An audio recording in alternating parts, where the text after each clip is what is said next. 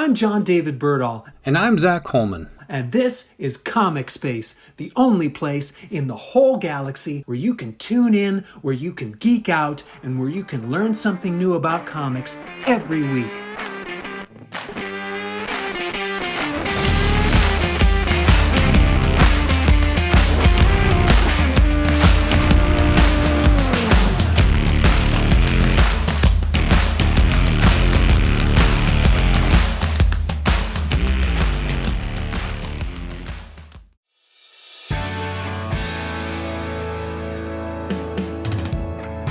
Made it. You've made it to the second episode of Comic Space. Space. I'm John. I'm with Zach. And Zach, do we get to do that each time now? Every time we say Comic Space, it has to be space. Oh God, no! I hope not, because I don't think my voice and my ego can take it. We need the sound effect to make it just that much more cool. Okay. Because when we do it, it's not cool. It's sort of like, Nick Cage in Ghost Rider. When he points the finger at somebody, it's not cool. But when he's Ghost Rider, that's cool. Okay? See, when we do it, it's not cool. But when we add the sound effect, that's when it becomes cool. Yes. It's like, okay, now we can tip our hat off to you. Otherwise, you're just coming off as... So hello again, sir, in this second podcast that we're doing. Yes. Number 2. So this is going to be a thing now, isn't it? Yes, it is. Okay, so we're under contract. We can't get out of it now, even if we wanted to. Nope. We're stuck in this, and oh boy. Yeah, totally like the Defiant Ones. We are handcuffed together. We are manacled together. We are stuck together, you and I, for the rest of our lives. Zach, it is so great to be talking to you. And when you paint such a lovely picture, how can I not enjoy it? Yes. You're this far from being Siamese twins, Mm-hmm. Which is always a wonderful image. But yes, hello again, sir, in the second podcast. And what were you talking about today? Oh, okay. So as far as I know, there's going to be some speculation we were going to be bringing up. I mean, this podcast is about us geeking out. It's about you geeking out. That had come up. It's about comics. It's totally about, yes, the industry of comics, the art of comics, the craft of comics, and how fun they can be, right, Zach? Basically anything and everything that's associated with comics, where it's comics themselves, writing comics, doing artwork, comics in the news, movies related about comics. It's all about comics in this space on the cloud. That's what we're about, and that's what we're going to bring to you, and we're going to do it in as fun as a way as we can, and that we know how. Yes. And so right now, I'm going to bring up comics in so much that I do have a tattoo. Okay, I've got a Reverse Flash tattoo that I got that was done in 2006. Okay, that was well before you and I had met, Zach. Yeah. And so what were we doing before then? My goodness, what were we talking about before we were talking to each other? Oh, I was just a lonely little boy back in BFE, Indiana, just wondering, what am I going to do with my life? Which is not far off, actually, because this is before we even met, and this is actually before we actually met in college, because we met in, I started college in 2008. I was a late bloomer because I had no choice. Okay. So yeah, and did we actually meet in 2008? Because I know we started college. I started college in 2008. Mm-hmm. But I didn't meet you right off the bat. I think it was that second semester, so it had to be in 2009. Could have been. Yeah. So yeah, that predates us. Your Reverse Flash tattoo. Mm-hmm. Yeah. So. And I got it because of colors. Okay. Colors. Yes. The colors. Yeah, the black and the red. Because I had thought it's like, the white and the yellow. They're the Flash's insignia, Yeah. I wasn't certain if it was going to show up, on this arm here, or really be that visible or something like that. It was the first tattoo I had ever received. Girlfriend and I, well, she had said, we're getting tattoos. This is going to be happening. So we just went and got some. I just picked something in a flash. But Yeah, your favorite character. So yeah, it makes sense. Yeah, I had read those comics. I had read those comics so much because when I was a kid, or I suppose when I was smaller, because I'm still a kid. Yeah, running was really tough for me. My kneecaps didn't fit into the joints. Like the patellas didn't fit into the joint or the knee. And yeah, so that's not fun. yeah, and so I really couldn't run. And our father had purchased Flash comic books, as far as I know, to really just let me know, hey, here's a character, all he does is run. And I suppose, like thinking about it now, it's kind of, thanks, Dad. But no, Really, just salt in the wound right there, Dad. Thanks. I guess so, you know. But it was really kind of like, you know, if you, as far as I know, he was really thinking about me and thinking about, you know, encouraging me, you know, you can do this. And here's a character, all he does is this, you know, and you can do it too. And I actually, you know, through physical therapy and whatnot, yes, I can run, you know, and I can run rather well. Run, Josh, run! See ya! Run! as the stints fall off your leg and yes, you run like the lightning. Yeah. Mm-hmm. And so yeah, I picked this tattoo because of the colors. Okay, I really wasn't thinking about it at all, what this tattoo would mean. Okay, I just got it. And later in life, okay, and I don't know if you've had this experience too, but sometimes something we just get randomly or something that happens spontaneously, much later, has so much meaning to it. You know, such an incredible like resonance to it. And this tattoo for me is that. Okay, so the Reverse Flash. All right, he is a character, Eobard Thawne. Okay, being from the future, and he just idolized the Flash and loved the Flash, at least in the comics that I had read. Okay, I'm not going to TV shows, kind of what's coming up. So yeah, what I had read, he idolized him, and yeah, he just wanted to be the Flash. You know, he was obsessed. He was obsessed with Flash, and he still is, isn't he? Right? Exactly. Like yeah, it's sort of like an obsession that's gone into like a bitter relationship. You know, and almost a resentment. It's like, I can't be you with you still around. So in order to complete this cycle, you have to leave. Mm-hmm. You know, you have to be gone. You have to be dead, and then I will truly be the Flash, because I can't do it when you're still here. It's just, that's disgusting. Thank you for bringing that up. And so yeah, very, very toxic. Yeah, it's toxic. That's the word. It's toxic. And so I got to know that character. Okay, Reverse Flash, Professor Zoom. And in what I had read, he was trying to be friendly with the Flash. You know, he was kind of like, I love you, I care about you. You know, I'm going to help you. I'm going to help you be a better hero. I'm your best friend. And so I'm going to kill people who mean something to you. You know, and if you can stop me, I've made you a better hero. You know, because I care. You know? And it's like, and so I've met people like that. Zach, have you met people like that? I've definitely had people in my life that have had a negative view on it, and try to write it off as, well, this is the way the world is. And I'm like, no, it's just a very dark perspective, a POV of the world around them. And it's like, no, that's not how I see it. It's not black and white, or in this case, all black. It is very much grays and gradations. Yeah. No one's 100% perfect. No one's 100% evil. It's just mostly white or mostly black, or again, gradations. Mm-hmm. So.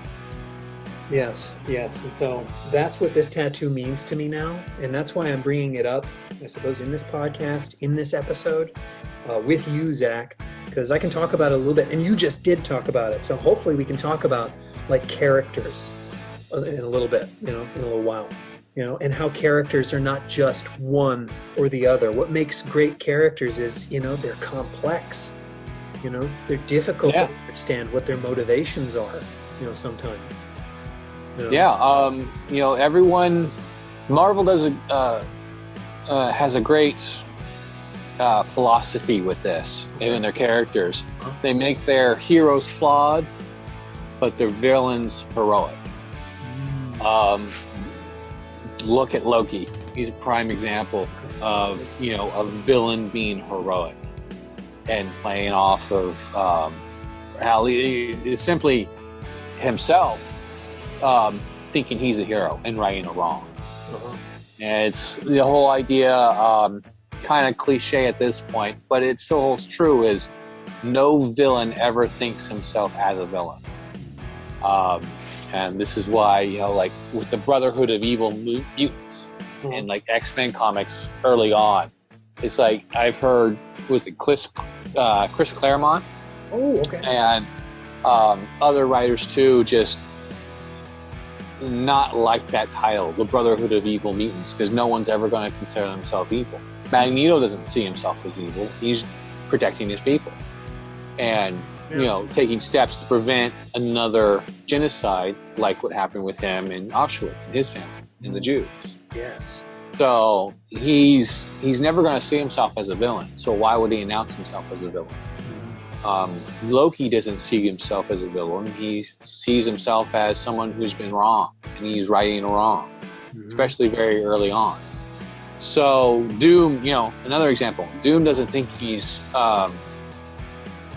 Victor Von Doom, for those who know. I was about to ask, like, are you talking about? Yeah.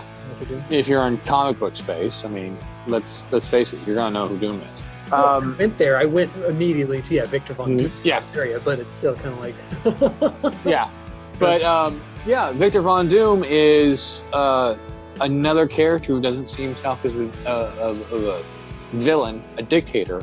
He still sees himself as a liberator because he won his country back from a despot, and he sees himself as being the savior. He brought his people out of poverty, and not for one. All he requires is total and absolute devotion to him. And he feels that if he were to rule the world, he could bring that prosperity to the whole world. And again, he would just want your total devotion. You know, bend the knee, as the saying goes, and do anything and everything I tell you to do. And I will bring you the peace and prosperity that you so long for. So it's that idea of no one is ever going to see themselves as the villain. And I think that makes a more interesting character. Yes. So I ought to bring it back to this tattoo here. Because what you're talking about, so now it serves as a reminder to me, you know, that some people will tell me, you know, they're trying to help me, and they actually believe that they're helping me, you know, do something or something like that, accomplish something or whatnot. But really, you know, what's fueling them helping, you know, and I've got quotation fingers now, you know, is perhaps, as you had said, resentment, you know, or perhaps it's obsession, you know. Or just a past trauma kind of inflicting their own views of the world, you know. Yes. It's because of what's happened to the past, they had this sort of skewed perspective. Yes. So, yeah, that's definitely, that happens in real life and should happen in our stories. Yes. So I'm going to start with this. Okay, I'm going to start with this for this, I suppose, discussion that Zach and I are supposed to have. And that's a new rumor claims that Disney Plus series Hawkeye will feature the return of Vincent D'Onofrio as Daredevil villain, the Kingpin. And he probably doesn't see himself as a villain, right, Zach? No, again, we're going back to the whole I'm not a villain, I'm the savior here. But yes. Sure. Ooh, this is, I like this, because that whole Netflix, and I don't know at this point whether or not it's canon. And again, you got me doing the whole air quotations again. Yeah, we have to a sound effect. Woo, woo. Yeah. But I hope so. I really do. I don't know if it's official. I think at this point, I haven't heard anything, but if Feige says so, then I'm like, okay. But now it seems like it's not going to be the case. It is going to be like official canon. I don't know. But yeah, Vincent D'Onofrio just killed it as the Kingpin. And yes, what a performance. And you really, and this is a testament to Marvel and going back to how you write characters. You had sympathy for him the entire time. And you wanted him to kind of almost succeed. And it's like rooting for the villain, rooting for the bad guy. You wanted him to get the girl. You kind of wanted him to right this wrong in his life. But again, going back to what you said, you know, in regards to your tattoo, it's that negative aspect in his life is kind of skewing his perspective and going to these dangerous and violent means in order to get what he wants. So that even though we have this sympathy for this devil, we know that what he's doing is bad. And so, yeah, it makes the character very more compelling, very more interesting, and someone that we want to see. So, yeah, if he's coming up in Hawkeye, I'd be all for it. Yes. Oh my gosh, Zach, I just watched the other day, or I guess rewatched the fight, okay, between the three characters, like Daredevil, Kingpin, and Bullseye. Oh, that was a good one. Third season of Daredevil. Yeah. Oh my god. Oh, what a great fight. Oh my goodness. You know, it was so visceral. You know, it was so violent, you know. And there were moments. Oh my, okay, so there were moments where I was rooting, absolutely, I was rooting for Wilson Fisk. You know, because you know, his true love is there, and I was like, no, Bullseye, like Daredevil, get Bullseye. Oh my gosh, Kingpin, get Bullseye. You know? I think there was even one point where it was just him and Bullseye going at each other, because Daredevil was knocked out or off to the side recovering and whatnot. And I think at that point, he was coming after Vanessa. Yeah. And he was like, no. And just sort of putting himself in harm's way in order to protect her. And it's like, that's a quality that kind of conflicts with what we know as the Kingpin as this villain. So it goes into, you know, the development of a human being, the different shades of a character, the different shades of gray. He may be a bad guy, but he still has a heart. And again, it's much more compelling. And if it was just two villains against a good guy, it's not as interesting. But when you have this three-way fight between these three individuals with their own desires, their own mentality, their own compass, moral compass, if you will, it makes it that much more interesting. And it's not just 50-50, it's who of these three characters is going to win? Are any of them going to win? You know, what's going to happen? So, but yeah, I would like to see. I believe they're doing the Hawkeye series off of the Matt Fraction story, if I remember correctly. I haven't read that. Well, they're definitely using the logo for it, and since Matt Fraction, who I've met, is a great writer. You should definitely look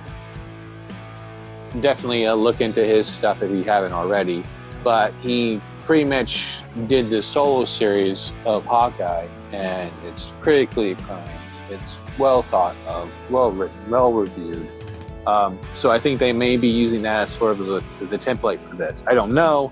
This is speculation, but the fact that they're bringing in the new girl, the new Hawkeye in Kate Bishop, the character. Okay. It's sort of Hawkeye taking her under his wing to train her into becoming the new Hawkeye.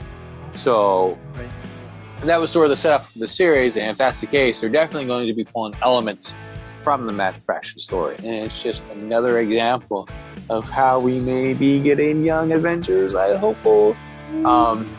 Because now we have Scott Lang's daughter, who is now a teenager, all grown up thanks to the blip. We now have Kate Bishop.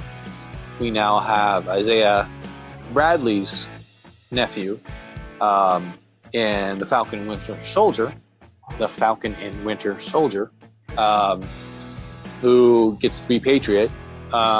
We have Kang now coming into the Marvel Cinematic Universe.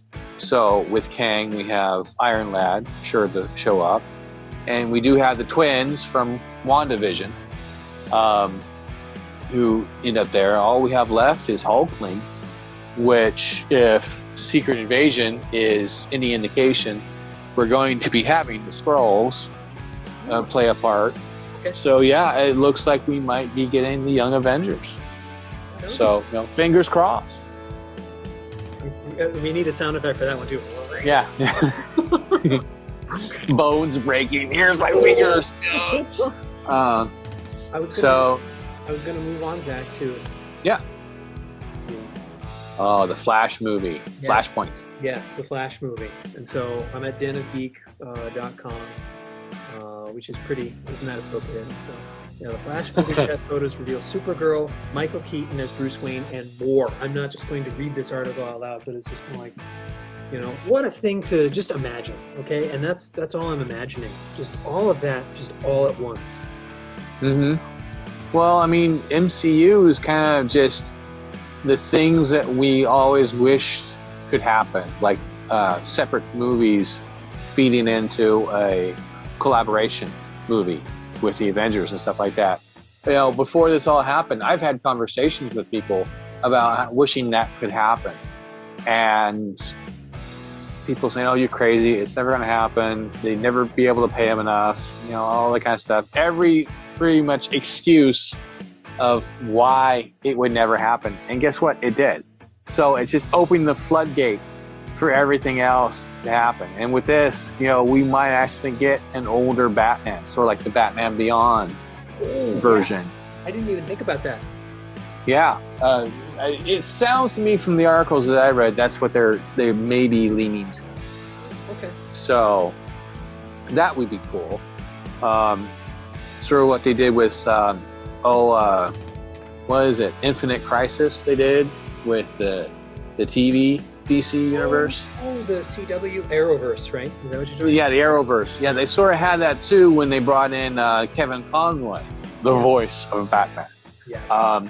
In here, and sort of did like a wink, wink, nudge, nudge to Fallen Kingdom with that version of Batman in that body harness.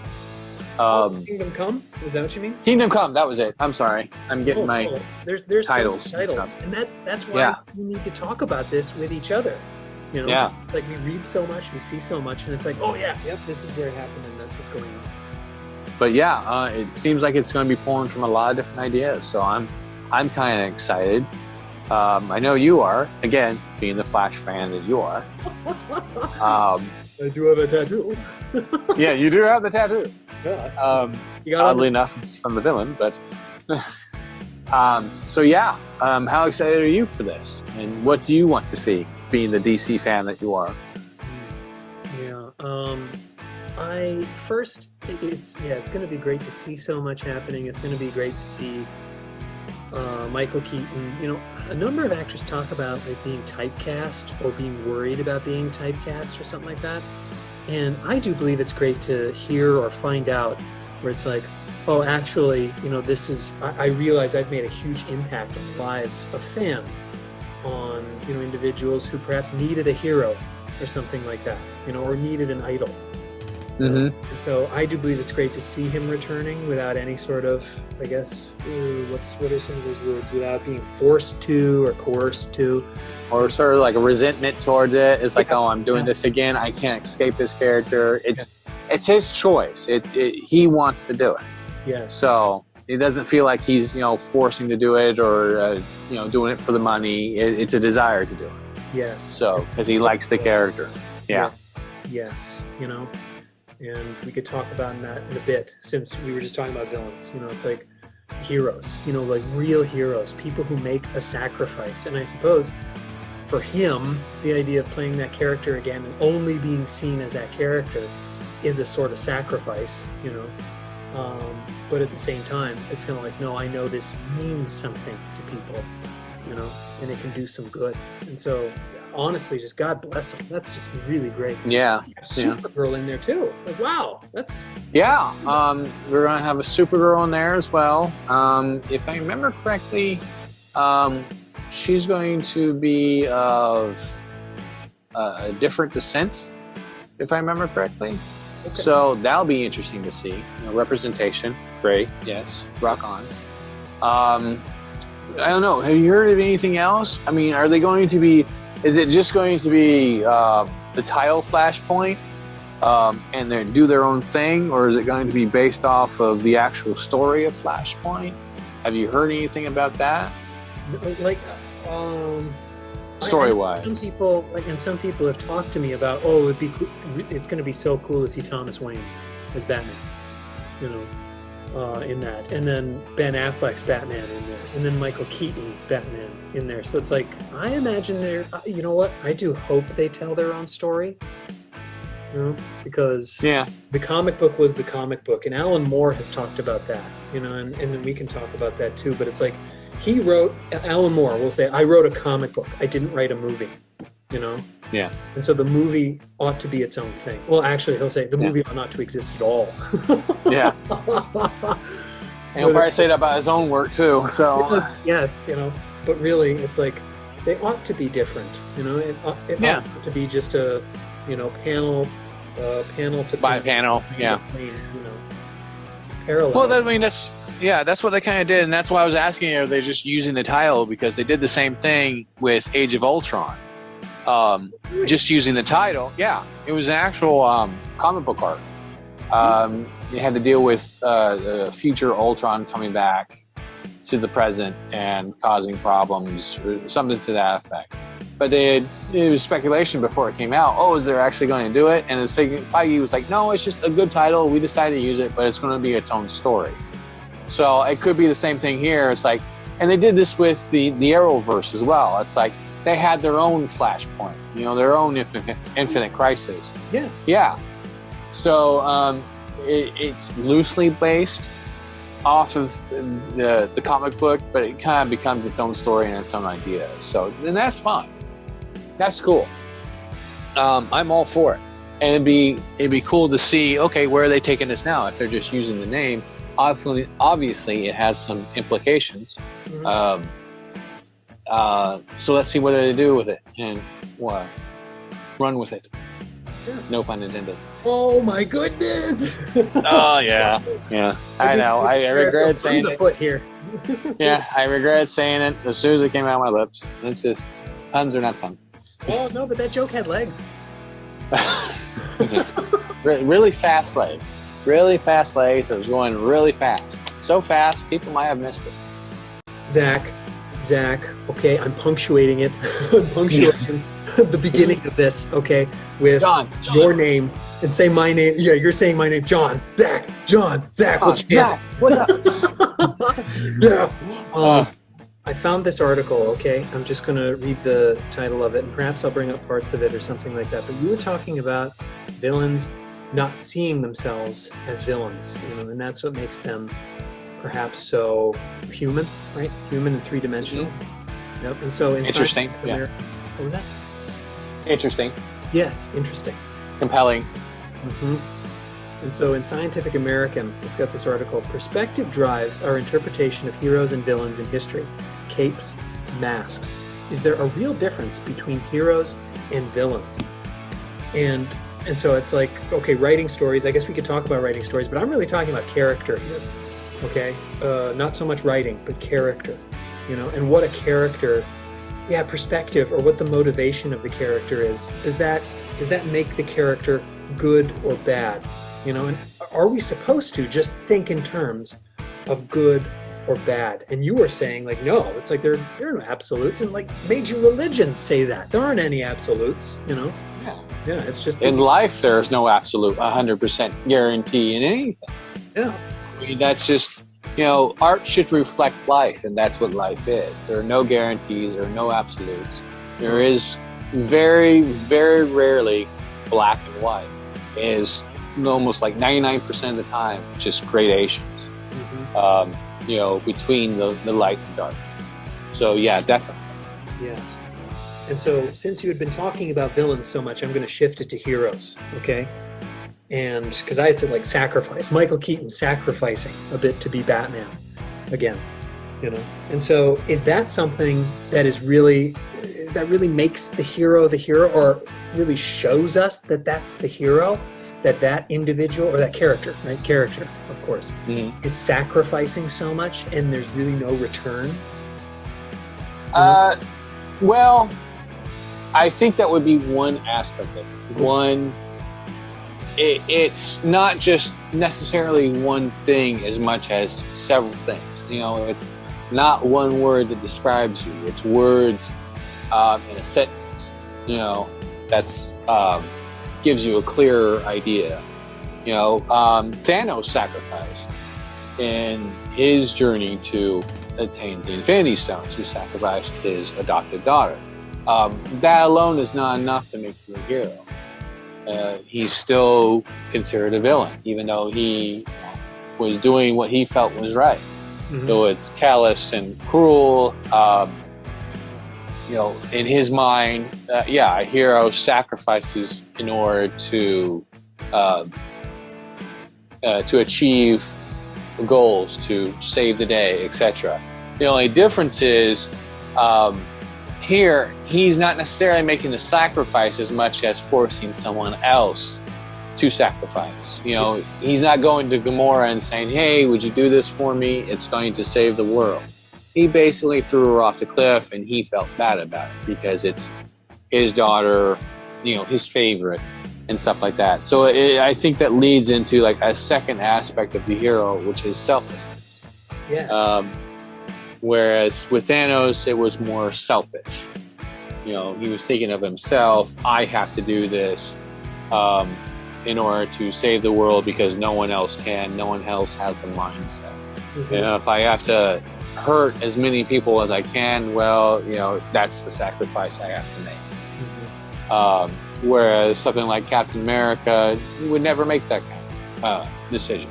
It's like, I'm not going to sacrifice. He's actually, I think, even said it to, the Vision. Like yeah, it's like, we don't sacrifice, we don't trade lives. And it was later used, quoted by Vision himself. And it's like, we don't trade lives. So again, that's the definition of a hero-esque person. Mm-hmm. So, you know, just the selflessness and the sacrifice. Yes. And I was just reading this here in this Scientific American article. I'm not going to read, again, the entire article, but I saw this. So, fictional heroes are fun. They have the opportunity to try things that may be out of character and still retain their core identity. Peter Parker gets to explore his dark side as Venom, for example, but he ultimately comes back around to Spider-Man with no real harm to his reputation. What do you think about that? Well, yeah, it goes back to flawed heroes and heroic villains.